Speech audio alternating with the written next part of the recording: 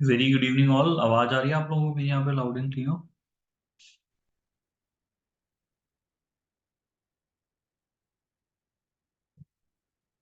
M I audible? Yes, sir. Okay, Harshpreet आपको आ रही है आवाज? वैरी आपको आ रही है आवाज? हाँ, मतलब मैसेज पे कर दो, कोई दिक्कत नहीं है। ठीक है, वैरी आप भी बता दो भाई।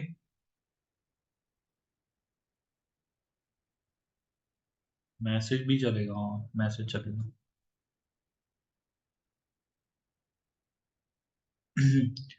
चलिए, तो अभी आप लोगों को छोटा सा एक टॉपिक पढ़ाना है मेरे को, जो कि आपका एक जो एंट्रेंस टेस्ट होता है हमारे इंस्टीट्यूट का, उसके पर्पस के लिए है। ऑडिट का एक इंट्रोडक्टरी पार्ट है। ठीक है। अच्छा, आप लोग मुझे बता सकते हो अभी आपने मतलब 11th के स्टूडेंट्स हो या 12th के हो या कॉलेज में, किस में आप लोग पढ़ रहे हैं अभी? Sir, 12th. 12th में। हर्षप्रीत आप?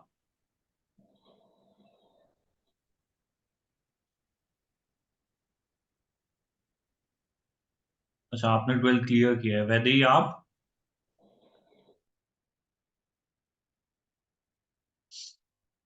वैसे आप मुझे मैसेज कर दो, कोई दिक्कत नहीं है। ठीक है, अगर जैसे वॉइस की कोई दिक्कत है तो फिर तो मैसेज पढ़ लूंगा मैं ना।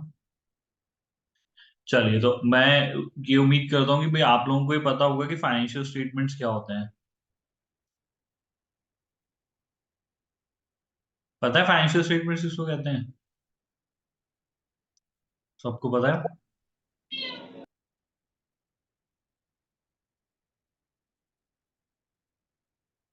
हम्म। तो एक टर्म है फाइनेंशियल स्टेटमेंट्स। ठीक है। और इस फाइनेंशियल स्टेटमेंट्स के बेसिकली हमारे दो मेजर पार्ट होते हैं। एक हमारा प्रॉफिट एंड लॉस स्टेटमेंट रहता है, और एक हमारा यहाँ पे बैलेंस शीट रहती है। एक सेकेंड ना रुकना।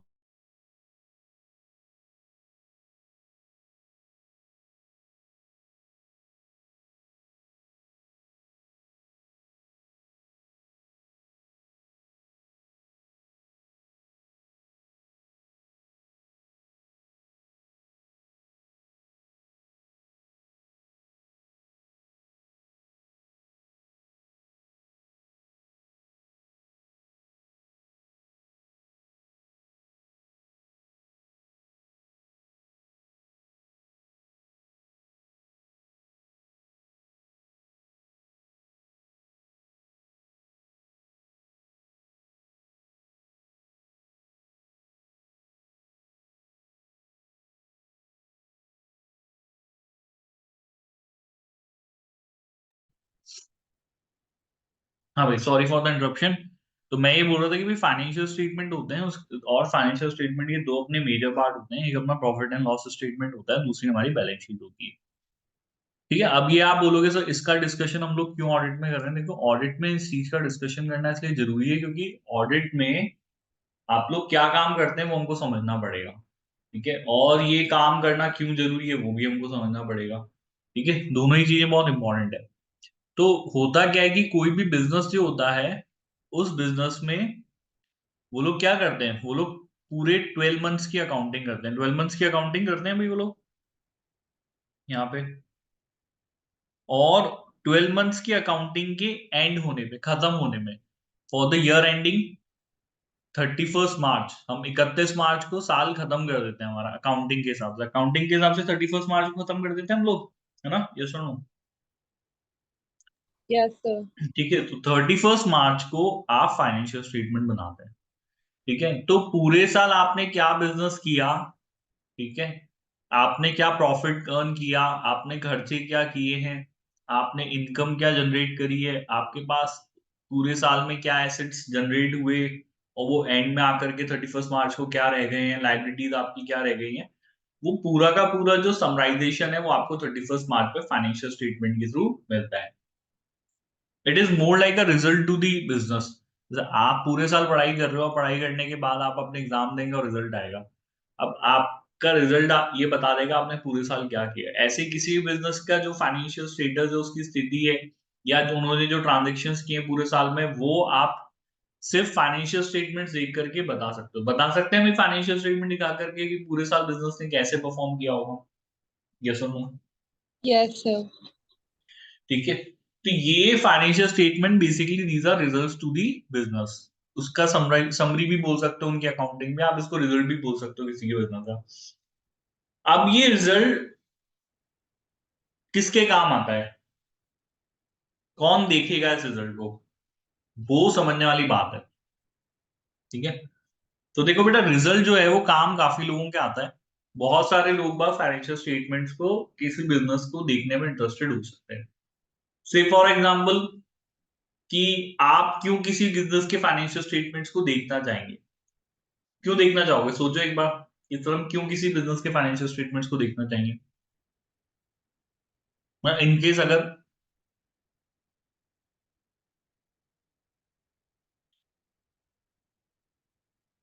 आपको किसी बिजनेस के फाइनेंशियल स्टेटमेंट्स की देखने की जरूरत क्यों हो सकती है, वो तब हो सकती है जब उस बिजनेस में आप कुछ इंटरेस्ट रखते हो, तभी होगा भाई, हमारा कुछ ना कुछ इंटरेस्ट इन्वॉल्व होगा बिजनेस के साथ, तभी देखना चाहेंगे। यस और नो? हाँ या ना? Yes sir. Must be some interest.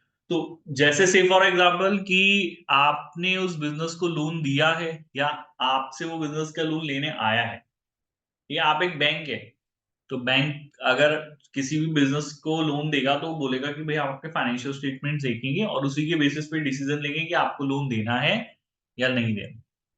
ठीक है, आप उस कंपनी के शेयर होल्डर हो सकते हो जिन्होंने अपना पैसा उस कंपनी के शेयर्स खरीद के उसमें इन्वेस्ट किया, और अब आप देखना चाहते हो कि भाई वो कंपनी कैसा परफॉर्म कर रही है। ठीक है, क्या उस कंपनी ने प्रॉफिट कितना कमाया, या आपको एक डिसीजन लेना है कि भाई आप उस कंपनी के शेयर खरीदेंगे या नहीं लेंगे, तो आपको उस कंपनी के फाइनेंशियल स्टेटमेंट्स या देखने पड़ेंगे। ठीक है, आप सरकार हो सकते हो, आप गवर्नमेंट हो सकते हो जिनको टैक्स रिकवर करना है, तो आपको कंपनी के बिजनेस के फाइनेंशियल स्टेटमेंट्स देखने पड़ेंगे।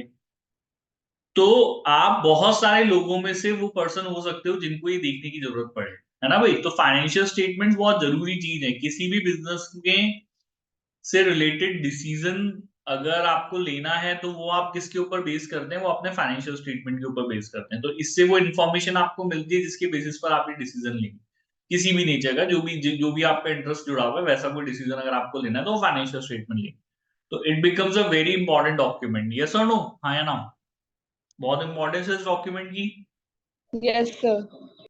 अब आप करेंगे क्या, देखो एक परेशानी जो है वो ये है, से फॉर एग्जाम्पल कि आप अपना रिजल्ट अगर खुद बनाए तो कोई पर्सन उस पर ट्रस्ट क्यों करेगा? आप अपना अगर रिजल्ट खुद बनाओगे तो क्या मैं उस रिजल्ट पे मानूंगा, उस पर ट्रस्ट करूंगा, उसकी ऑथेंटिसिटी को क्या होगी? कौन वेरीफाई करेगा कि ऑथेंटिक है या नहीं है? आपने अगर अपना रिजल्ट खुद बनाया, कैसे उसकी ऑथेंटिसिटी स्टैब्लिश करेगा? कोई मानेगा उस रिजल्ट को, ये बताइए। Yes sir. कोई नहीं मानने वाला उस रिजल्ट को। तो ये प्रॉब्लम बिजनेसेस के साथ आती है, बिजनेस में ऐसा ही होता है। ठीक है, आप अपना रिजल्ट खुद नहीं बना रहे हो, लेकिन बिजनेस में वो अपना रिजल्ट खुद बनाते हैं।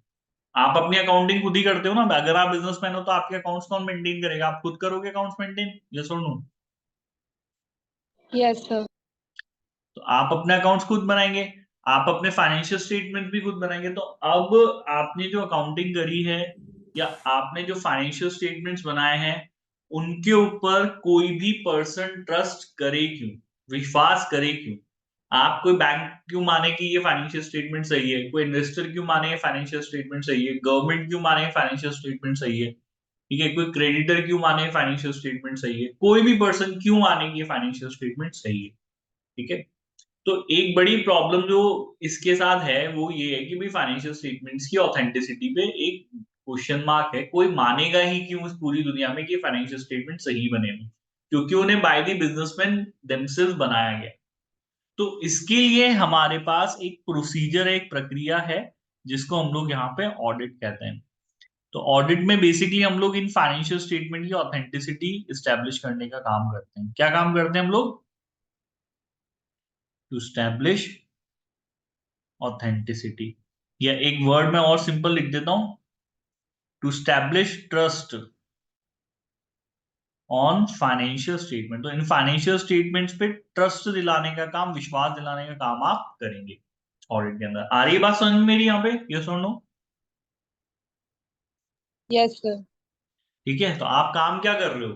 ठीक है, देखो जो आप पढ़ाई करने जा रहे हो, आपको एसीसीए के बारे में बताया होगा। ठीक है, आपके मेंटर जो भी रहे हैं तो उन लोगों ने एसीसीए के बारे में आपको बताया होगा। ठीक है, कि ये कोर्स होता है, ये आप ऐसे करोगे, इतने टाइम में करोगे, ये हो जाएगा, वो हो जाएगा, बहुत सारी बातें बताई हुई। But once you will complete this course, आप एसीसीए जब पूरा कर लेंगे, तो ये एसीसीए करने के बाद इसको हम लोग प्रोफेशन कंसीडर करते हैं। जैसे आपने 11th में ये पढ़ा भी होगा कि हमारे पास पैसे कमाने के 3 तरीके होते हैं। या तो आप कहीं जाके नौकरी कर लीजिए, या फिर आप बिजनेस कर लीजिए, और तीसरा जो तरीका है कि आप एक प्रोफेशनल बन जाइए, आप कोई प्रोफेशन फॉलो करें। पढ़ा है आपने लोगों 11th में, ये सुनो ये चीज Yes, sir. पढ़िए ना। तो once you will complete your AC से you will also become profession. तो प्रोफेशन में क्या होता है, आपको सर्विस देनी होती है, हिंदी में बोलते हैं सेवा। ठीक है, सर्विस को हिंदी में सेवा ही बोला जाता है, सेवा क्षेत्र है, इट इज सर्विस सेक्टर। आपको प्रोफेशनल सर्विस देनी है। जैसे लॉयर्स अपने क्लाइंट्स को लीगल सर्विसेज देते हैं। ठीक है, डॉक्टर्स अपने क्लाइंट को जो है वो मेडिसिन की या फिर हेल्थ की सर्विसेज देते हैं। यही देते हैं जो हमारे मेडिकल प्रोफेशनल्स होते हैं, जो डॉक्टर्स होते हैं, है ना भाई, यही सर्विसेज देते हैं। उनकी Yes. सर्विसेज को हम जो है वो मेडिकल सर्विसेज बोलते हैं। सिमिलरली जब आप एसीसी कर लेंगे तो आपकी सर्विस को क्या नाम दिया गया है? आपकी सर्विस को नाम दिया गया एश्योरेंस सर्विस। क्या नाम दिया गया भाई आपकी सर्विसेज को? Assurance service. अश्योरेंस मतलब हो गया विश्वास दिलाना। आप जो सर्विस दे रहे हो, आप ये सर्विस दे रहे हो कि आप अपने क्लाइंट को उसके फाइनेंशियल स्टेटमेंट्स पे दुनिया को विश्वास दिला रहे हैं। ठीक है, वो सब लोग जो उन फाइनेंशियल स्टेटमेंट्स को देख करके एक डिसीजन ले रहे हैं, उन लोगों को विश्वास दिलाने का काम। तो हमारी सर्विस को जो है वो यहाँ पे अश्योरेंस सर्विसेज बोलते हैं। आया समझ में क्लियर यहाँ पे, यस और नो, कि हाँ सर हम लोग क्या कर रहे हैं? Sir. ठीक है, हमारी सर्विसेज को क्या बोलेंगे? लॉयर दे रहा है तो उसकी लीगल सर्विसेज हो गई, डॉक्टर दे रहा है तो मेडिकल सर्विसेज हो गई। हमारी सर्विसेज को क्या बोलेंगे? हमारी सर्विसेज को बोलेंगे अश्योरेंस सर्विसेज, विश्वास दिलाने की सर्विसेज। अब ये काम हम करते कैसे? तो audit is something by which you give this services. Audit वो तरीका है। ऑडिट में आप लोग क्या करेंगे? हम लोग फाइनेंशियल स्टेटमेंट्स को ऑडिट करेंगे। ऑडिट करने का मतलब हो गया उसको रिव्यू करके देखेंगे। हम ये देखेंगे कि क्या हमारा क्लाइंट, बिजनेसमैन देखो आपका क्लाइंट होगा, कौन होगा भाई आपका client? Businessman will be your client. तो आपका जो क्लाइंट है, जो बिजनेसमैन है, वो बिजनेसमैन उसने जो फाइनेंशियल स्टेटमेंट्स बनाए हैं, आप उन फाइनेंशियल स्टेटमेंट्स को ऑडिट करेंगे और ये देखेंगे कि क्या एज पर जो भी रेगुलेटरी, जो भी कानून है, जो भी नियम है, रूल्स एंड रेगुलेशंस हैं, जैसा उन फाइनेंशियल स्टेटमेंट्स को बनना चाहिए था, क्या उसके अकॉर्डिंगली उन लोगों ने उन फाइनेंशियल स्टेटमेंट्स को बनाया है, क्या नहीं बनाया है। क्या वो फाइनेंशियल स्टेटमेंट क्लाइंट की फाइनेंशियल पोजीशन का, उसके थ्रू किए गए पूरे साल के अंदर ट्रांजैक्शंस, क्या उनका एक सही ट्रू एंड फेयर व्यू का रिप्रेजेंटेशन करते हैं या नहीं कर रहे? This you have to see during the audit. तो आपने क्या किया कि आपने देखा कि भाई फाइनेंशियल स्टेटमेंट वो सही से बनाए गए नहीं बनाए गए। सही से बनाने के लिए कुछ सही कुछ बेंचमार्क होना चाहिए, कुछ स्टैंडर्ड होना चाहिए। तो आप जो फाइनेंशियल स्टेटमेंट बनाते हो उस वो कैसे बनाते हो? वो आप अपनी इच्छा से बना लेते हो, या उसके लिए भी कोई सेट फॉर्मेट है कि हाँ भाई ये इस फॉर्मेट में बनता है, ये चीज ऐसे करी जाती है, ये चीज ऐसे लिखी जाती है? अकाउंटिंग की भी कुछ पॉलिसीज हैं, कन्वेंशन हैं, ठीक है, प्रिंसिपल हैं, जिनको हम लोग फॉलो करके वो सब चीजें करते हैं। होता है नहीं होता? आप अपने इच्छा से थोड़ा ना अकाउंटिंग कर लेते हो, जैसे मन पड़ा आपने कर लिया। उसके भी कुछ रूल्स एंड रेगुलेशंस हैं, उसी के थ्रू अकाउंटिंग करी जाती है। फाइनेंशियल स्टेटमेंट का भी अपना एक फॉर्मेट होता है, उसमें बनता है। वैसे ही होता है भाई, हाँ या ना, यस और नो? Yes, sir. तो उस काम को करने का एक तरीका है। तो एज अ ऑडिटर मुझे ये देखना है कि क्या मेरे क्लाइंट ने वो जो फाइनेंशियल स्टेटमेंट्स बनाए हैं, क्या उसको सही तरीके से बनाया है या नहीं बनाया। This you have to go through during the. आया भाई समझ में? क्लियर है यहाँ पे मेरी बात, यस और नो? Yes, sir. ठीक है, तो मैं आपको वैसे ये चैप्टर ऐसे ही बातों बातों में पूरा समझा दूंगा, रीडिंग का एक काम रह जाएगा जो हम कर लेंगे। तो अब कई बार हमारे पास एक क्वेश्चन आता है दिमाग में कि जैसे आप लोग देखेंगे, वैसे मैं एक लॉयर हूं, मैं बता दूं आप लोगों को, तो मैं लॉयर हूं तो मेरे पास क्लाइंट्स आते हैं और मैं उनसे फीस चार्ज करता हूँ, तो मैं जब उनसे फीस चार्ज करता हूँ, मैं उनकी जॉब तो नहीं करने लग जाता ना कि उनके पास जॉब करने लग गया हूँ। ऐसा तो नहीं हो जाता। क्लाइंट आते हैं, सर्विस देते हैं, फीस देते हैं, वो अपना काम कराते हैं, चल जाते हैं। तो मैं एक इंडिपेंडेंट कैपेसिटी में काम करता हूँ। जनरली डॉक्टर्स भी इसी तरीके से काम करते हैं। आप लोग जाते हैं किसी डॉक्टर के पास, अगर आप बीमार हैं, आप गए, ठीक है, आपने उनको दिखाया, उनकी सर्विस ली, उन्होंने आपको प्रिस्क्रिप्शन लिख के दिया, आपने फीस दिया, आगे वो आपके एम्प्लॉय तो नहीं हो जाते ना उस फीस को देने से? यस और नो? No, sir. नहीं हो जाते ना। तो क्या जब आप एसीसी कंप्लीट करके अगर आप चाहोगे कि ऑडिट कर लूं, तो फिर आप इन कैपेसिटी ऑफ एम्प्लॉय काम करोगे अपने क्लाइंट के लिए, या फिर एक इंडिपेंडेंट प्रोफेशनल की तरह काम करेंगे? कैसे काम करेंगे हम लोग, सोचो, कैसे काम करेंगे?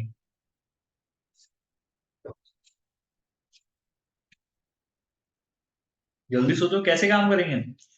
क्या हम उन बिजनेसेस के एम्प्लॉय बन के काम करेंगे? क्योंकि प्रोफेशन में जब आप प्रोफेशनल होते हो तो आप एम्प्लॉय बन के काम नहीं कर सकते, ठीक है ना? आपको इंडिपेंडेंट कैपेसिटी में ही काम करना पड़ेगा। जैसे लॉयर्स काम कर रहे हैं, जैसे डॉक्टर्स काम कर रहे हैं, वैसे ही once you will become the professional, इसी तरीके से आपको काम करना पड़ेगा, दूसरा कोई तरीका भी नहीं। आ रही बात समझ में मेरी यहाँ पे, यस और नो?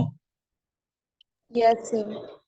ठीक है, तो लेकिन अब इसमें आपके दिमाग में सबसे पहले ये क्वेश्चन आएगा, तो क्या सर हम इसी से अगर बन भी जाएंगे तो हमको जो है जॉब नहीं मिलेगी? यही क्वेश्चन आएगा दिमाग में आपके, यस और नो? Yes, sir. है ना? लेकिन ऐसा नहीं है। देखो, प्रोफेशनल जब आप बन जाते हैं तो आपको ये डिसीजन लेना होता है कि मुझे उसके कोर में काम करना है, या फिर मैं रिलेटेड दूसरे देखो मैं लॉयर हूं, तो ऐसा जरूरी नहीं है कि मैं कोर्ट जाके प्रैक्टिस करूं। अगर मैं कोर्ट जाके प्रैक्टिस करता हूं तो फिर मैं किसी की जॉब नहीं कर सकता। ये रेस्ट्रिक्शन मेरे ऊपर है, ठीक है? जो एसोसिएशन मेरे को एज अ एडवोकेट काम करने का लाइसेंस देती है, वो कहती है कि अगर आपको कोर्ट में आके काम करना है तो आप कोई जॉब नहीं कर सकते। तो अगर मैं जॉब करना चाहता हूं तो मैं कोर्ट नहीं आ सकता। बहुत सारे बैंक्स, बहुत सारी कॉर्पोरेट्स दूसरे, जिनको लीगल कंसल्टेशन की जरूरत है, या उनकी कंप्लाइंस, मतलब क्या होती है, सरकार देखो बहुत सारे कानून बनाती है, ठीक है? कॉर्पोरेट्स के लिए बनाती है, कंपनीज के लिए बनाती है, बिजनेसमैन के। अब उनको उन कानूनों के बारे में नहीं पता, नहीं पता होगा ना। वो लोग उस चीज के एक्सपर्ट नहीं है। आप बिजनेसमैन हो तो आप बिजनेस करना जानते हो, आप कानून नहीं जानते, नहीं जानते कानून, यस और नो? आप लॉ नहीं जानते, No, sir. नहीं जानते। तो वो लॉयर्स को बोलेंगे ठीक है, हम आपको जॉब दे देंगे, आपको कोर्ट नहीं जाना, आपको बस मुझे इस बात में गाइडेंस करनी है, इस बात में हेल्प देनी है, और ये आपका काम ये है कि आपको देखना है कि हम जो बिजनेस कर रहे हैं वो एज पर लॉ कर रहे हैं, हमारी कंप्लाइंस देखनी है, ठीक है? तो वो ये सब काम कर सकते हैं। तो वो जब जॉब करने चल जाएंगे तो उनका काम तो लीगल नेचर का लेगा, कोर्ट नहीं आएंगे, लेकिन वो दूसरी एडिशनल सर्विसेज देंगे, दूसरे सारे काम करेंगे जो भी लीगल से रिलेटेड है, ठीक है? इसी तरीके से जब आप एसीसी कर लोगे तो अब आपके पास दो ऑप्शन है कि या तो आप इंडिपेंडेंटली ऑडिट की सर्विसेज दे सकते हो, ठीक है? जब आप इस तरीके से काम करेंगे तो आपको धीरे धीरे ग्रेजुअली इसमें टाइम ज्यादा लगेगा, आपको धीरे धीरे क्लाइंट्स बनाने पड़ेंगे अपने, वो क्लाइंट्स आपको अपना काम देंगे, आप उनकी ऑडिट करेंगे, ठीक है? ऑफिस है। ऑल्टरनेटिवली आप किसी कंपनी में जॉब कर सकते हो, क्योंकि अभी आप जो पढ़ रहे हो उसमें बहुत सारी चीजें आने वाली है। आप अकाउंट्स के बारे में बहुत डिटेल में पढ़ेंगे, ठीक है? आप टैक्स के बारे में पढ़ेंगे, और भी दूसरे सब्जेक्ट्स हैं। तो आप खाली सिर्फ और सिर्फ एक चीज में एक्सपर्ट नहीं बनोगे, बल्कि अकाउंटिंग से फाइनेंस से रिलेटेड और बहुत सारी चीजों में एक्सपर्ट बनेंगे। तो कंपनीज को सबको ऑडिटर्स की जरूरत नहीं है ना। कंपनीज को बहुत सारी चीजों में आपकी जरूरत हो सकती है, फाइनेंस के मैटर्स में हो सकती है, अकाउंटिंग के मैटर्स में हो सकती है, दूसरी भी चीजें। तो वो काम आप करोगे। अगर आप सोचते हो कि नहीं भाई सर, हमको तो इवन एसीसी करने के बाद भी जॉब ही करना है, तो वो आप कर सकते हो। और अगर आपको लगता है कि नहीं, मैं कोर में जाना चाहता हूँ सर, मेरे को ऑडिट ही करनी है, तो अगर आपको ऑडिट करनी है तो फिर आपको क्या करना पड़ेगा, यहाँ पे इस तरीके से इंडिपेंडेंटली अपनी प्रैक्टिस करनी पड़ेगी। आया समझ में? आया ना? यस और नो? Yes, sir. ठीक है। और इसमें भी एक तरीका है जॉब करने का। जैसे अब मैं अगर लॉयर हूं, तो मैं अगर मान लो मैं इंडिपेंडेंटली खुद का प्रैक्टिस नहीं कर पाता, तो दूसरी लॉ फर्म्स होती हैं, बड़ी लॉ फर्म्स होती हैं, जिनको बहुत सारे एडवोकेट्स की जरूरत होती है, उनके खुद के केसेस होते हैं और उनके खुद के क्लाइंट्स होते हैं। तो वो चाहते हैं कि भाई हमें एडवोकेट्स मिल जाए, हम उनको महीने की सैलरी दे देंगे, वो खुद के क्लाइंट नहीं बनाए हमारे, जैसे डॉक्टर्स होते हैं। अब हर डॉक्टर हॉस्पिटल थोड़ा ना खोल के बैठ गया है, ठीक है, बहुत सारे डॉक्टर्स वहां पे नौकरी कर रहे होते हैं, जॉब कर रहे होते हैं, उनको उनकी सैलरी मिलती है, लेकिन करते वो लोगों का ट्रीटमेंट ही, इलाज ही करते हैं। तो उनको सैलरी मिल जाती है, लेकिन वो ट्रीटमेंट ही करते हैं। ऐसे ही होता है, हाँ ना, यस और नो? Yes, sir. ऐसे ही ऑडिट फर्म्स भी बहुत बड़ी बड़ी हो सकती हैं। अब क्योंकि देखो, बड़ी ऑडिट फर्म्स की रिलायंस, इतनी रिलायंस बहुत बड़ी कंपनी है ना, यस और नो? बहुत Yes, sir. बड़ी कंपनी है। उसके फाइनेंशियल स्टेटमेंट्स कोई एक पर्सन ऑडिट नहीं कर सकता। उसके फाइनेंशियल स्टेटमेंट ऑडिट करने के लिए एक पूरी फर्म लगेगी, जिसमें कम से कम 500,000 ऑडिटर्स होंगे। तो इतनी बड़ी ऑडिट फर्म्स, आप कभी सर्च करना बड़ी ऑडिट फर्म्स, आपको EY के बारे में पता लगेगा, ठीक है, बिग फोर करके 4 बड़ी कंपनीज हैं जिनके बारे में आपको पता चलेगा। तो हमारे इंडिया में ही नहीं बल्कि वर्ल्ड में जो सब बड़ी बड़ी कंपनीज हैं, उनकी ये ऑडिट फर्म्स ऑडिट करती हैं। तो आप उस ऑडिट फर्म में जाके जॉब कर सकते हो, काम आप ऑडिट का ही करेंगे, ठीक है, लेकिन आप उस ऑडिट फर्म में एज अ एम्प्लॉय के मतलब उन ऑडिट फर्म्स की तरफ से आप एज अ ऑडिटर जाओगे। मतलब वो क्लाइंट आपका नहीं, वो क्लाइंट आपकी फर्म का क्लाइंट है आपको, लेकिन वो ऑडिट करने के लिए सैलरी दे देंगे, यहाँ भी इस तरीके से हो जाएगा। आया समझ में? आया ना? मतलब जॉब आप कर सकते हो, लेकिन उस जॉब में आप लोग एक ऑडिट फर्म के अंदर जॉब करोगे, ठीक है, दूसरे काम नहीं करोगे। आया भी समझ में? क्लियर है यहाँ तक, यस और नो, ये चीज? Yes, sir. ठीक है। तो ये जो पढ़ाई आप कर रहे हो, इस पढ़ाई को करने से you will become a professional, ठीक है। अब कैसे होगा, क्या होगा, वो समझेंगे। देखो कैसे फाइनेंशियल स्टेटमेंट होगी, बहुत ज्यादा डिटेल में तो हमको पढ़ना नहीं है, लेकिन थोड़ा बहुत हम लोगों को यहाँ पे पढ़ना पड़ेगा। तो ये कैसे डिफाइन कर रहे हैं ऑडिट को? ये कह रहे हैं कि ऑडिटिंग को आप किस तरीके से डिफाइन कर सकते हो। ये एक सिस्टमैटिक, एक इंडिपेंडेंट तरीका है data, statement, records, operations and performance of an enterprise for a stated purpose. मतलब किसी भी एंटरप्राइज की एक पर्पस के लिए जब आप उसकी परफॉर्मेंस, उसके ऑपरेशंस, उसके रिकॉर्ड, उसके स्टेटमेंट्स या उसके डेटा को एग्जामिन करते हो, वो भी एक ऐसे तरीके से जो कि सिस्टमैटिक होगा, एक ऐसे पर्सन के थ्रू जो कि इंडिपेंडेंट होगा, उसको हम लोग पर्टिकुलरली यहाँ पे क्या कहते हैं, ऑडिटिंग कहते हैं। सिंपल है भाई, डेफिनेशन समझ में आ गई यहाँ पे, यस और नो? Yes, sir. ठीक है, धीरे, ये सब चीजें मैंने आपको बता दी, धीरे धीरे पढ़ेंगे। तो इसमें क्या होगा, देखो फाइनेंशियल स्टेटमेंट सही बने या नहीं बने, तो फाइनेंशियल स्टेटमेंट तो सिर्फ रिजल्ट है, वो तो सिर्फ समरी है। वो समरी बेस किसके ऊपर है? आप फाइनेंशियल स्टेटमेंट पहले बना लेते हो या पूरा एक प्रोसीजर फॉलो करते हैं फाइनेंशियल स्टेटमेंट को? कोई मुझे बता सकता है फाइनेंशियल स्टेटमेंट के लिए क्या प्रोसीजर होता है? फाइनेंशियल स्टेटमेंट समरी है ना, फाइनेंशियल स्टेटमेंट से पहले क्या क्या चीजें बनेगी, ये बताओ। सबसे पहले वाउचर्स एंड इनवॉइसेस होते हैं, जिनके बेसिस पर जर्नल एंट्री करी जाती है। जर्नल एंट्री के बेसिस पर नेक्स्ट क्या होता है, हमारा लेजर पोस्टिंग होती है। लेजर्स के बाद ट्रायल बैलेंस बनता है, और लास्ट में हम लोगों के फाइनेंशियल स्टेटमेंट बनते हैं। तो ये फाइनेंशियल स्टेटमेंट तो इतने बड़े प्रोसीजर से गुजरने के बाद बने। तो ऑडिटर को सिर्फ फाइनेंशियल स्टेटमेंट नहीं देखना है, बल्कि फाइनेंशियल स्टेटमेंट जिस बेस पे बनाए गए, इस पूरे बेस को आपको क्या करना पड़ेगा, यहाँ पे जो है इसका रिव्यू करना पड़ेगा। आपको वाउचर्स एंड इनवॉइसेस भी देखने पड़ेंगे, आपको फॉर्म अपने क्लाइंट की जर्नल एंट्रीज भी देखनी पड़ेंगी, लेजर्स भी देखने पड़ेंगे, ट्रायल बैलेंस भी देखना पड़ेगा। सब चीजें देखोगे, सब चीजें सही है, उसके बाद ये देखेंगे कि हाँ भाई फाइनेंशियल स्टेटमेंट सही से ड्रॉ किए गए हैं या नहीं किए गए। आ गया भाई, समझ में? क्लियर है यहाँ तक, यस और नो? देखो पढ़ा रहा, अभी लाइव चल रहा है। जल्दी बताओ भाई, आ गया समझ में? क्लियर है यहाँ तक, यस और नो? Yes, sir.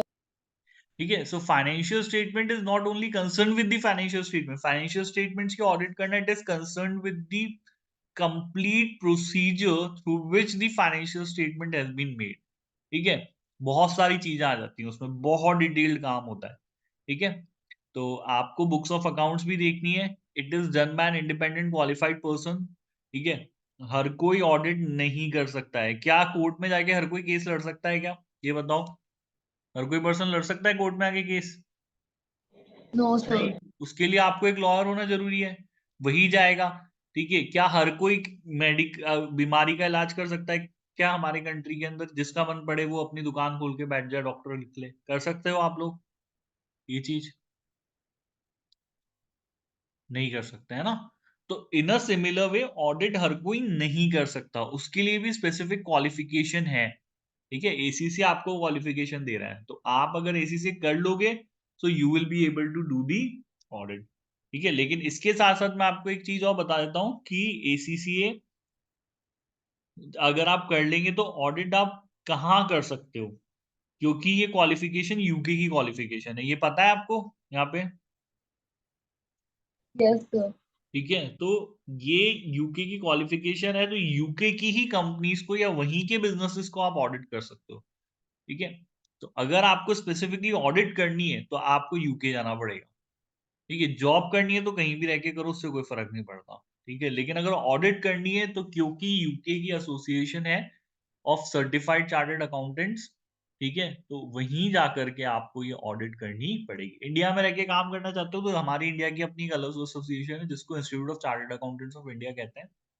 वो अपने एग्जाम अलग कंडक्ट कराती है, जो बच्चे वो एग्जाम क्लियर कर लेते हैं वो इंडिया में जो भी बिजनेसेस हैं उनकी ऑडिट कर सकते हैं। आया समझ में? क्लियर है यहाँ पे? यस और नो? Yes, sir. ठीक है, एसीसी सिर्फ यूके का ही नहीं, यूके के अलावा और ऐसी 55 कंट्रीज हैं जहाँ पे अगर आप एसीसी क्वालिफाइड हो तो आप अपना काम ऑडिट करने का कर सकते हैं, ऐसी कोई दिक्कत नहीं, ठीक है? ये चीज़ हो गई। आप किसकी मदद से करेंगे, कैसे करेंगे ऑडिट, तो जो भी आपका क्लाइंट आपको इन्फॉर्मेशन देता है, डॉक्यूमेंट्स देता है, ठीक है? उन सब चीज़ों से करते हैं और इसके लिए हमको अपने आप को सैटिस्फाई कराना होता है कि भई जो फाइनेंशियल स्टेटमेंट्स पर्टिकुलरली प्रिपेयर किए गए हैं, पर्टिकुलर पीरियड के लिए वो ऑथेंटिक, ठीक है? तो मैंने आपको काफ़ी सारी बातें बता दी हैं, जो कुछ भी मुझे पढ़ाना है इसको रीडिंग कर लेते हैं फटाफट। तो ऑडिट के फीचर्स हो गए कि भई ऑडिट एक सिस्टमैटिक एंड साइंटिफिक एग्जामिनेशन है बुक्स ऑफ अकाउंट्स का। ये किया जाता है बाय एन इंडिपेंडेंट पर्सन या फिर बॉडी ऑफ पर्सन्स जो कि ड्यूली क्वालिफाइड हैं जॉब के लिए, ठीक है? तो जो छोटे बिज़नेसेस होते हैं वो तो कोई उनके लिए कोई एक ही ऑडिटर सफिशिएंट है, ठीक है? और जो बड़े बिज़नेसेस होते हैं उनको एक से ज़्यादा ऑडिटर्स की ज़रूरत पड़ती है, तो वो ऑडिट फर्म्स के पास जाते हैं या फिर बॉडी ऑफ पर्सन्स के पास जाते हैं। ठीक है? ऐसा होता है। इसके अंदर आपको जो भी प्रॉफिट एंड लॉस अकाउंट है, जो भी बैलेंस शीट है उसको वेरिफिकेशन करना होता है उसके रिजल्ट का। इसके अंदर आप system of accounting and internal control systems का भी क्रिटिकल रिव्यू करते हो। मतलब आपको सिस्टम ऑफ अकाउंटिंग भी देखना है कि सही है या नहीं। आपको इंटरनल कंट्रोल्स भी देखना है। अब इंटरनल कंट्रोल क्या होता है? ठीक है? देखो बिज़नेस में बहुत सारे लोग होते हैं, एक जने से तो बिज़नेस बनता नहीं है। बिज़नेस में एक मालिक होगा, ठीक है? 2 मालिक हो सकते हैं। वो कंपनी वाले फॉर्म में बहुत सारे लोग मालिक हो सकते हैं, ओनर हो सकते हैं बिज़नेस के। और उसी के प्रोपोर्शन में उस बिज़नेस में बहुत सारे एम्प्लॉइज़ भी होंगे। होंगे नहीं होंगे? हाँ या ना? येस और नो? Yes, sir. ठीक है? और जब इतने सारे लोग काम करेंगे, तो गलतियाँ भी होने के चांसेस होंगे। गलतियाँ भी होंगी, फ्रॉड भी होंगे। ठीक है? क्योंकि ओनर हर जगह प्रेज़ेंट नहीं रह सकता है बिज़नेस में। Owner can not be present everywhere ना, वो हर जगह एक साथ तो नहीं रह सकता ना। वो तो ऑफ़िस में जाके बैठेगा, कोई प्रोडक्शन हो रही है, फैक्ट्री में काम कर रहे हैं, बहुत सारी चीज़ें हो रही हैं, तो वो हर जगह नहीं रह सकता। तो हो सकता है कि एम्प्लॉइज़ फ्रॉड भी करें। तो उसको रोकने के लिए क्या सिस्टम बनाएँगे? उन सिस्टम्स को इंटरनल कंट्रोल कहते हैं। ठीक है? फ्रॉड्स एंड एरर्स को रोकने के लिए जिन सिस्टम्स को बनाया जाता है, उनको इंटरनल कंट्रोल कहते हैं। से फॉर एग्जाम्पल कि आप सब लोगों ने बस में ट्रैवल किया होगा। किया है सब लोगों ने बस में ट्रैवल? किया है नहीं किया बस में ट्रैवल या ट्रेन में ट्रैवल? बस और ट्रेन्स में सबने ट्रैवल किया है? यस और नो? Yes. ठीक है? तो आप टिकट खरीदते हैं, आप टिकट खरीदने के बाद बस में या ट्रेन में बैठते हैं। फिर आपने देखा है कि आपके टिकट को कोई चेक करने के लिए आता है। आता है नहीं आता ट्रेन को चेक करने के लिए? आते हैं? हाँ या ना? जल्दी बताओ भाई। यस और no? Yes. Now what is the purpose? ऐसा क्यों है कि कोई टिकट चेक करने आ रहा है? सोचो, क्यों है ऐसा?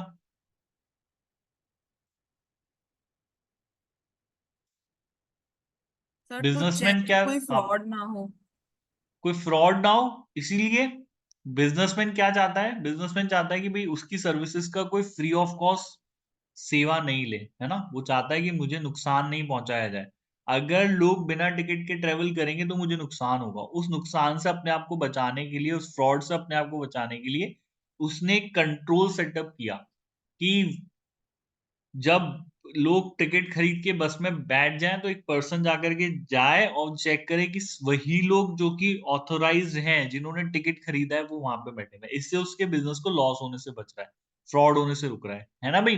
तो it is a kind of a control.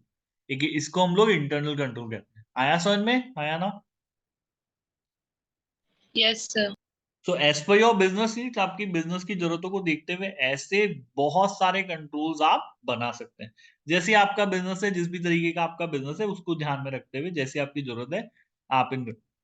अब इवन ऑडिटर को, अब मैं ऑडिटर हूं, ये काम मेरा नहीं है, ये बिजनेसमैन का है। बिजनेसमैन को अपने बिजनेस में फ्रॉड्स को होने से रोकना है, एरर्स होने से रोकनी है, तो उसने करना।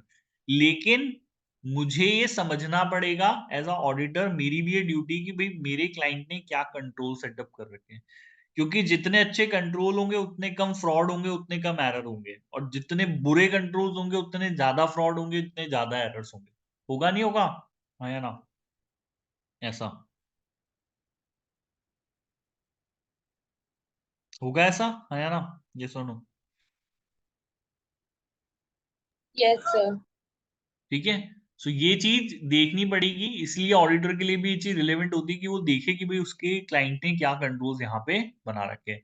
बाकी आप ऑडिट करेंगे विद दी हेल्प किसकी मदद से? वाउचर्स की मदद से करेंगे सर। डॉक्यूमेंट्स लेंगे, मांगेंगे क्लाइंट से इन्फॉर्मेशन, जो भी जरूरत पड़ती है, जो भी एक्सप्लेनेशन वो देता है, तो जो भी रिक्वायरमेंट है एज पर हम, वो जो भी क्लाइंट हमारा प्रोवाइड करता है उसकी मदद से हम लोग ऑडिट करते हैं।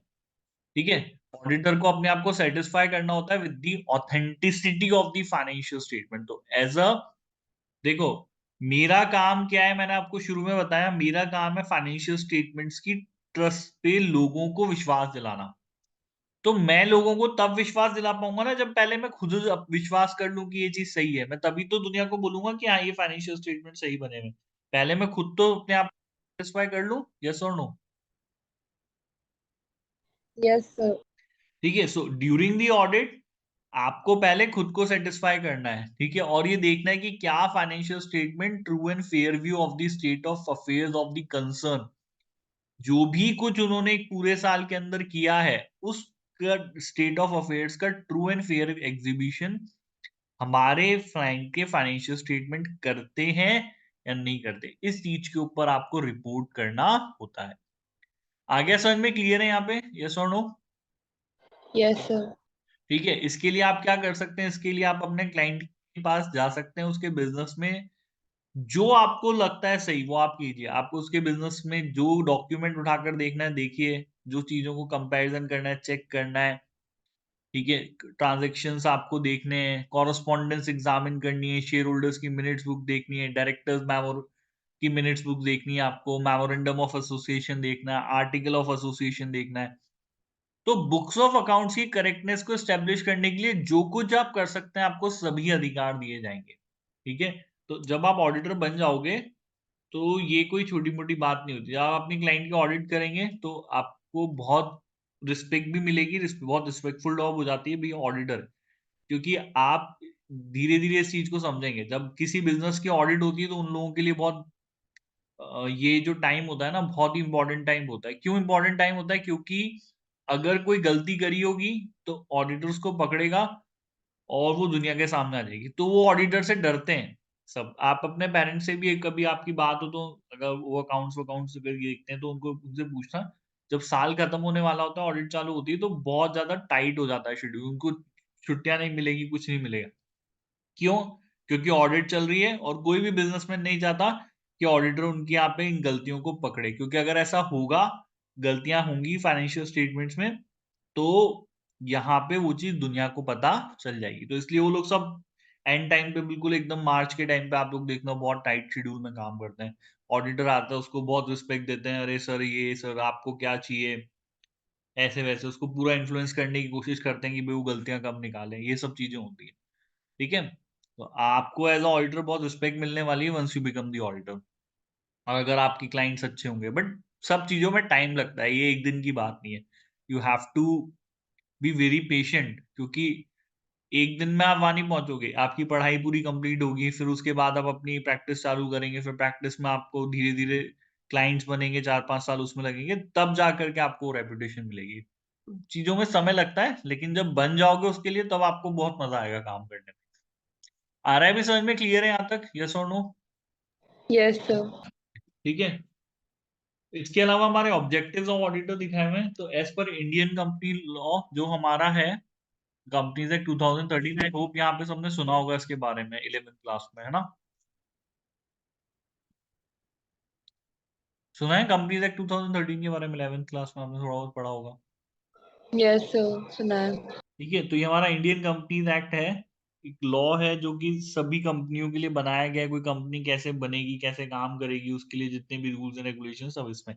तो इसकी ऑडिट करना भी कंपलसरी है। एज पर सेक्शन 143 ये बोला है कि ऑडिटर की प्राइमरी ड्यूटी है कि वो ये रिपोर्ट करे ओनर्स को कि financial statement state of companies affair at the end of its financial years, उसका ट्रू एंड फेयर व्यू का जो है वो एग्जीबिशन करते हैं या नहीं करते। You have to report on this.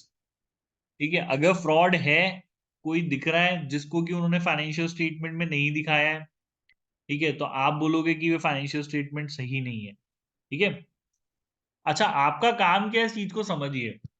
Fraud ढूंढना आपका काम नहीं है, फ्रॉड को इन्वेस्टिगेट करना आपका काम नहीं है। अगर फ्रॉड हुआ या गलतियां हैं और वो गलतियां फाइनेंशियल स्टेटमेंट्स में दिख रही हैं, ठीक है, फ्रॉड हुआ, आपका क्लाइंट बोलता है हाँ भी फ्रॉड हुआ है, इससे हमको इतना नुकसान हुआ, ठीक है, आपके लिए प्रॉब्लम की बात नहीं है, आपको उसके ऊपर अपना ओपिनियन देना है। तो अगर फ्रॉड हुआ है और क्लाइंट बोल रहा है फ्रॉड हुआ, फाइनेंशियल स्टेटमेंट में दिख रहा है कि फ्रॉड हुआ, नुकसान हो गया, ये सब चीजें उन्होंने दुनिया को बता दी, तो आप बोलोगे हाँ भाई ठीक है फाइनेंशियल स्टेटमेंट, ये तो ठीक बात है, ऐसा हुआ है, ये सुनो।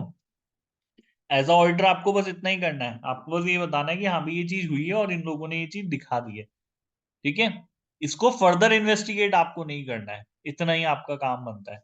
आया समझ में, आया ना? ये सुनो, Yes, sir. तो व्हाट इज योर ड्यूटी?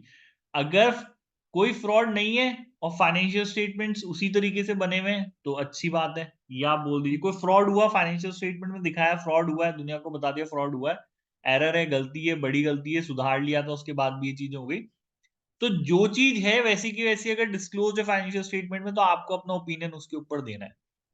ठीक है, अगर फ्रॉड हुआ, ठीक है, अगर एरर है जो कि फाइनेंशियल स्टेटमेंट में नहीं दिख रही है, मतलब दुनिया को नहीं पता चल रहा है आपने इतनी बड़ी गलती कर रखी है और वो फाइनेंशियल स्टेटमेंट्स में नहीं दिख रही है, तो आपकी पोजीशन गलत पता चल रही है दुनिया को लग रहा है कि फाइनेंशियल स्टेटमेंट्स कह रहे हैं कि बहुत अच्छा है और एक्चुअली में ऐसा है नहीं। नहीं होगा ना, अगर आपने गलती कर रखी, आपके क्लाइंट ने अकाउंटिंग के अंदर बहुत बड़ी गलती कर रखी है और वो चीज फाइनेंशियल स्टेटमेंट तक चली गई, तो दुनिया को तो दिख रहा है कि भाई ये फाइनेंशियल स्टेटमेंट सही है, लेकिन वो एक्चुअली में है नहीं उस गलती की वजह से।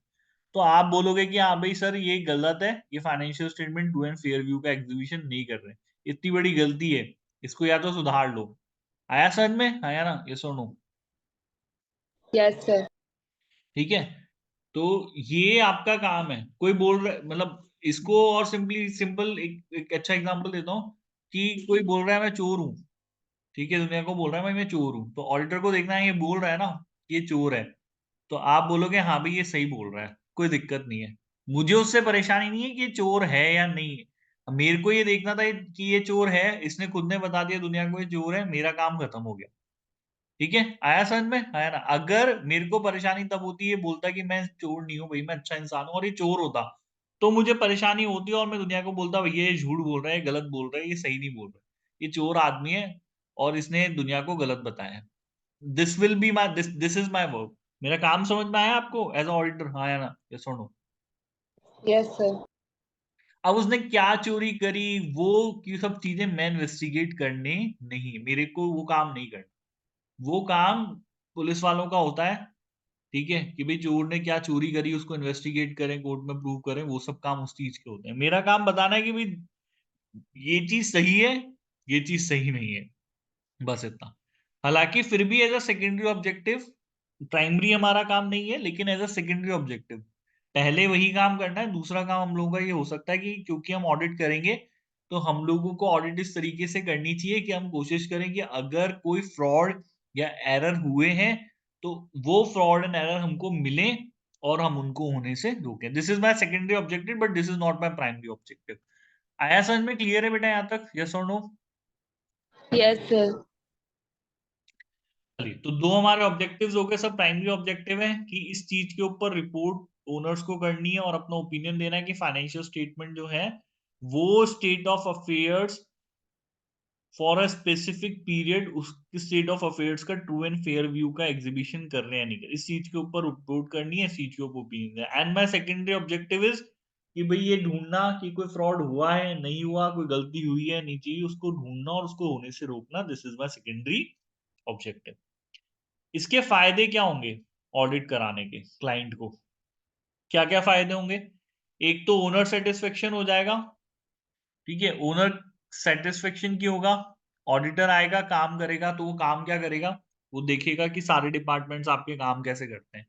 परचेज डिपार्टमेंट कैसे काम कर रहा है, सेल्स डिपार्टमेंट कैसे काम कर रहा है, अकाउंटिंग का डिपार्टमेंट कैसे काम कर रहा है, पेरोल का डिपार्टमेंट काम कैसे कर रहा है, ठीक है, फाइनेंस का डिपार्टमेंट काम कैसे कर रहा है, और भी प्रोडक्शन का डिपार्टमेंट है, वो सारे डिपार्टमेंट्स को वो देखेगा, क्लोजली ऑब्जर्व करेगा कि वो लोग कैसे अपना काम करते हैं। क्योंकि वो ऑडिट तभी कर सकता है जब वो उस चीज को समझता है।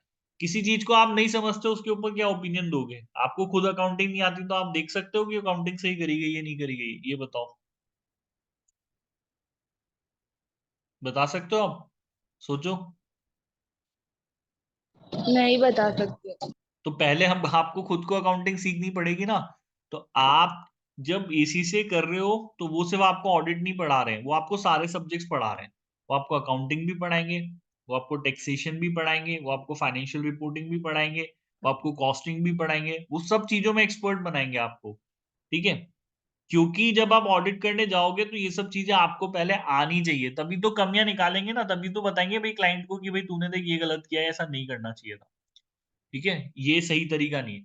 तो ओनर सेटिस्फेक्शन कैसे कि भाई आप जैसा एक्सपर्ट उसके बिजनेस को के सभी डिपार्टमेंट्स को क्लोजली ऑब्जर्व करेगा और ये देखेगा कि ये सब अपना काम अच्छे से कर रहे हैं या नहीं कर रहे, और वो ओनर को बताएगा कि भाई देखो आपका बिजनेस जो है उसमें इतने डिपार्टमेंट्स हैं, ये डिपार्टमेंट अपने से काम, तो उसको एक सेटिस्फेक्शन मिलेगा कि हाँ भाई एक इंडिपेंडेंट पर्सन ने, एक बाहर से आया पर्सन, उसने मेरा घर देखा। जैसे कोई घर में आपको ऑब्जर्व करने आ जाए, ठीक है, आप अपना घर कैसे रखते हो ये आपको पता है, लेकिन जब मेहमान आता है तो पूरा घर हम लोग साफ-सफाई कर देते हैं, और वो आएगा और देखेगा और फिर वो कमियाँ निकालेगा, तो वो सही कमियाँ निकालेगा, वो गलत कमियाँ नहीं निकालेगा। सही निकालेगा ना? आपको अपनी नज़रों से वो कमियाँ नहीं दिख रही हैं, लेकिन वो जब बाहर से पर्सन आएगा, वो देखेगा तो उसकी नज़रों से बिल्कुल सही कमियाँ निकलेंगी। येस और नो? हाँ या ना? Yes, sir. So yes this sir. Is, हाँ, वो ऑडिटर जो है वो उस बिजनेस का पार्ट नहीं है, उसका एम्प्लॉय नहीं है, उसका शेयर होल्डर नहीं है, उसका क्रेडिटर नहीं है, कुछ नहीं है, कोई लेना देना नहीं है। एक बाहर का व्यक्ति है जो आएगा, देखेगा कि बिजनेस कैसे किया जा रहा है, ये लोग कैसे काम कर रहे हैं, और उसके ऊपर अपना ओपिनियन देगा। तो उससे एक सेटिस्फेक्शन ओनर को मिलता है कि भाई वहां पर काम सारा सही तरीके से चल रहा है। वो एक जो ओपिनियन देता है, ओपिनियन बड़ा जो है वो काम का ओपिनियन होता है। आया समझ में? क्लियर है यहाँ पे? यस और no? Yes sir. So it is for the satisfaction of the owner with the benefit. It is it help how it helps. It will help you by preventing the errors and fraud and by even detection thereof. तो अगर गलतियां हैं, अगर fraud है, तो सबसे पहला benefit कि जब ऑडिट होगी तो ऑडिट में वो चीजें नजर आ जाएंगी, ठीक है। दूसरा एक प्रिवेंशन, ठीक है। प्रिवेंशन कैसे हो रहा है कि भाई डर है, ऑडिटर का डर है हर एक एम्प्लॉय के मन में, दिमाग में, कि अगर मैंने गलती करी, अगर मैंने फ्रॉड कमिट किया, तो ड्यूरिंग दी ऑडिटर वो बहुत एक्सपर्ट बंदा होगा। भाई एसीसी में आप कम पढ़ाई नहीं करोगे, आप बहुत पढ़ाई करोगे, आप बहुत डिटेल में पढ़ाई करोगे, आप अपने आप को एक्सपर्ट बनाओगे, ठीक है। तो वो बंदा आएगा जो एसीसी करा हुआ है, जो ऑडिटर है, और वो मेरी गलती को पकड़ेगा, मेरी फ्रॉड को पकड़ेगा, तो मुझे नौकरी से निकाल देंगे, मेरे अगेंस्ट में लीगल। तो वो डर जो है वो फ्रॉड्स एंड एरर्स किसी भी बिजनेस में प्रिवेंट करता है। आया समझ में? क्लियर है यहाँ पे? यस और नो? Yes sir. ठीक है। तो ओनर का सेटिस्फेक्शन मिलता है, ओनर को सेटिस्फेक्शन मिलता है कि उसके सभी डिपार्टमेंट्स सही तरीके से काम कर रहे हैं, एरर्स एंड फ्रॉड्स का प्रिवेंशन होता है, बुक्स ऑफ अकाउंट्स का वेरिफिकेशन हो जाएगा, बिजनेसमैन ने बना दी, डिपार्टमेंट ने कोई चीज रह गई है, लिखना रह गई है, ऑडिट हुई, पता चला, उसको सुधार लिया, ठीक कर लिया, हो गया। एक बिजनेसमैन को इंडिपेंडेंट ओपिनियन मिल जाता है, जिसकी बात मैंने आपको बात करी, क्योंकि उस बंदे को कोई मतलब नहीं है ऑडिटर को, वो आपका एम्प्लॉय नहीं, वो आपसे डरता नहीं है। आप किसी डॉक्टर के पास जाओगे, आपको बीमारी, वो बता देगा कि भाई तू ये बीमारी है, वो आपका रिश्तेदार नहीं है ना जो रोने लग जाएगा, डरने लग जाएगा आपसे कि यार मैं उसको बोल दूंगा तो वो डॉक्टर है यार, आप गए बीमारी दिखाई, उसने बता दिया भाई ये तुम्हारी बीमारी है, दवाई ले लो ठीक हो जाओगे, ऐसे ही होता है ना? यस और नो? ऐसे ही होता है ना? Yes sir. ठीक है, तो आप भी ऑडिटर हो, आपका काम क्या है भैया, ये बिजनेस है, मैंने देखा ऑब्जर्व किया, ये कमी है, इसको सुधार लो। तो वो ओपिनियन इंडिपेंडेंट ओपिनियन है, वो काम का ओपिनियन है। आया समझ में? आया ना? Fourth point. सर। ठीक है, नेक्स्ट हमारा मॉरल चेक, ये मैं ऊपर समझा चुका हूं कि भाई एक डर, देखो क्या होता है कि कई बार पर्सन चोर नहीं है, ठीक है, लेकिन लालची होता है। हर एज अ ह्यूमन हम लोगों के अंदर इनहेरेंट ये जो हमारे को फीचर भगवान ने दिया है वो ग्रीड, लालच है, सब लोगों के अंदर होता है नहीं होता, ग्रीड है। यस और नो? ग्रीड है। Yes sir. अब हम लोगों को बचपन से सिखाया चोरी मत करो, ये मत करो, तो एक मॉरल वैल्यूज हमारे अंदर डेवलप करी गई है कि ये काम गलत है मत करो, ये काम गलत है मत करो। तो ये जो मॉरल वैल्यूज हैं, ठीक बात है, लेकिन लालच इनसे ऊपर चीज है, ग्रीड इनसे ऊपर चीज है। तो आप ये काम नहीं करोगे अगर आपको डर है कि यार मेरे को पकड़ा जाएगा, तो वो मॉरल वैल्यूज रिटेन हो गई क्योंकि डर है पकड़ा जाएगा। अगर लेकिन मैं काम करता हूँ, एक मॉरल वैल्यूज आपको मैंने बचपन से सिखाया है, लेकिन मैं वो डर आपका खत्म कर देता हूँ कि भाई देख कोई बात नहीं, तुम चोरी करो और कभी पकड़े नहीं जाओगे, अपॉर्चुनिटी तुम्हें पूरी पूरी दे दी। तो हो सकता है कि आप उन मॉरल वैल्यूज को रख दो साइड में कि अरे बचपन से जो चीजें सिखाई उसको डाल दो कचरे के डब्बे में, अपने को तो लालच पूरा जो है वो उसको सेटिस्फाई करना है, और आप चोरी करोगे क्योंकि आपको पता है कि आप पकड़े नहीं जाओगे। करोगे ये काम नहीं करोगे? हो सकता है सर करें, अभी नहीं पता, हम जवाब नहीं दे सकते, बट हो सकता है हम करें क्योंकि मुझे मेरे पास अपॉर्चुनिटी पता है मैं पकड़ा नहीं जाऊंगा, तो मैं काम करूंगा। हाँ है ना? यस और नो? Yes sir. हो सकता है करें, नहीं भी करें, भाई किसी की मॉरल वैल्यूज बहुत अच्छी हो तो बात अलग है, लेकिन जब आपके दिमाग में ये चीज आएगी ना कि यार मैं पकड़ा भी नहीं जाऊंगा, चोर तो जब कहलाऊंगा जब पकड़ा जाऊंगा, जब पकड़ा ही जाऊंगा तो किस चीज का चोर? तो वो जो अपॉर्चुनिटी है, ठीक है, वो अपॉर्चुनिटी अगर आपके एम्प्लॉय को मिल गई तो वो चोरी करेगा, ठीक है। वो डर उसके अंदर बना रहना चाहिए कि भैया अगर तू चोरी करेगा तो पकड़ा जाएगा, ठीक है, तब उसकी मॉरल वैल्यूज वो रिटेन कर पाएगा। तो अल्टीमेटली ऑडिट जो है वो आपके एम्प्लॉयज के दिमाग में एक डर क्रिएट करती है कि अगर वो चोरी करेंगे तो पकड़े जाएंगे। इस वजह से उनका जो जो मॉरल वैल्यूज है, जो उनके अंदर ये चीज है कि हम रेगुलेटरी कमिट करें, वो चीज नहीं आती है। और वो सोचते हैं हाँ भाई बचपन से ही सीखा है, ठीक है, सीख को मैं अपने पास रखूं, कल को कुछ गलत करूंगा मैं पकड़, तो उनका एक मॉरल चेक हो जाता है। आया समझ में? क्लियर है यहाँ पे? यस और नो? यस। ठीक है, इसके अलावा interest of rights and right and interest of share holders का प्रोटेक्शन होता है, क्योंकि देखो शेयर होल्डर्स कौन होते हैं, शेयर होल्डर्स के बारे में पढ़ा है आप लोगों ने थोड़ा बहुत, है ना? Yes sir. तो क्या होता है, Yes. कई कंपनी बहुत बड़ी बड़ी कंपनी होती है, रिलायंस एक बहुत बड़ी कंपनी है, अडानी एक बहुत बड़ी कंपनी है, बिरला एक बहुत बड़ी कंपनी है, ठीक है, जोमेटो एक बहुत बड़ी कंपनी है। अब हमारे देश के कई सारे आप जैसे और मेरे जैसे आम आदमियों का पैसा in capacity of share holder लगा हुआ है, लेकिन मेरे को नहीं पता इस पैसे के लोग क्या कर रहे हैं, बिकॉज मेरे को ये अधिकार नहीं है, मुझे कानून ये राइट नहीं देता कि मैं इनके बिजनेस में इंटरफेयर करूं, even though I am a share holder. तो मैं ये तो नहीं बोल सकता ना अंबानी जी को जाकर कि भाई आप अपना बिजनेस अच्छे से नहीं संभाल रहे, लेट मी हैंडल, बोल सकते हो क्या? No sir. Even though you are a shareholder to the Reliance, तो आज से कोई फर्क नहीं पड़ता कि तुम शेयर होल्डर हो नहीं हो, तुम ये नहीं बोल सकते। तुम्हारे बिहाफ पे वो ऑडिटर है ना, वो इंडिपेंडेंट पर्सन है, वो ऑडिट कर रहा है, उससे डर होगा, बिजनेसमैन को भी होगा, जो मैनेजमेंट है उसको भी होगा, ठीक है, बोर्ड ऑफ डायरेक्टर्स को भी होगा, चेयर, उससे डर है, लेकिन क्योंकि वो आपके बिहाफ पे गया है। तो आपके अधिकारों का, आपके हितों का जो प्रोटेक्शन किया जा रहा है वो ऑडिट की मदद से हो रहा है, क्योंकि उन्हें डर है कि अगर हम भी, आपका पैसा चला गया, अब अगर वो इस पैसे को डुबा दें, इसको ऑप्टिमम यूटिलाइजेशन नहीं करें, इसको चोरी कर लें, तो वो चीज वो क्यों नहीं कर रहे? क्योंकि उनको पता है कि इंडिपेंडेंट पर्सन यहाँ पे ऑडिट करेगा। हो गया नहीं होगा? उस चीज का उनको डर है। तो आपके राइट्स और इंटरेस्ट का जो प्रोटेक्शन है वो भी यहाँ पे ऑडिट की मदद से हो रहा है। आया भाई समझ में यहाँ पे? यस और नो? Yes. ठीक है। And the last one is the loan facility. आपको अगर लोन लेना है तो बिना ऑडिट के कोई नहीं देने वाला, ठीक है, क्योंकि मैंने ये चीज बताई आपको, आपके खुद के बनाए हुए फाइनेंशियल स्टेटमेंट्स की कोई ऑथेंटिसिटी नहीं है, क्योंकि आपने खुद ने बनाया, ठीक है। ऑथेंटिसिटी उन फाइनेंशियल स्टेटमेंट की जो आपने बनाया लेकिन सब्सिक्वेंटली उसको by an independent person audit किया गया है, उसकी यहाँ पर जो है वो वैलिडिटी है, उसकी ऑथेंटिसिटी है। आ गया भाई समझ में? क्लियर है यहाँ तक? यस और नो? Yes, sir. ठीक है।